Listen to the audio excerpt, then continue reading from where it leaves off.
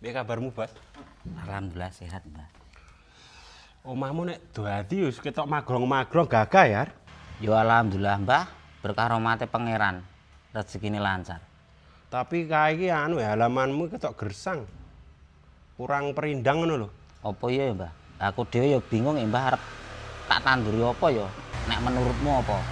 Lah mbok pulih ngono aku lho tukunen nek ditandur ning ngarepamu jan istimewa kae. Gek kae halamanmu kae sedengan nek ditanduri telu.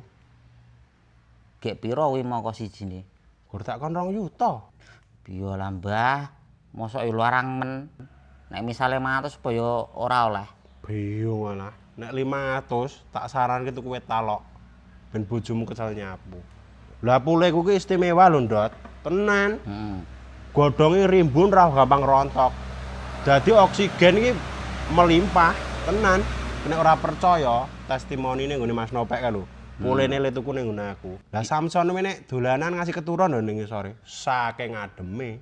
Ya wis, Mbah, ora apa-apa tak nggone. Ning nek misale bojoku takon omong regane sijine sak yuta wae ya, Mbah. Oke, siap. Beres nek kuwi. Deal ya. Heeh, Mbah, deal ya, Mbah. Tapi kamit 1000, nggo ngencang rembug, DP-ne separo. Oh iya beres, Mbah. Entar ana sedelo tak bali njupuk duit sik, Mbah. Lah kok kesusu lho. Ya wis tak enteni.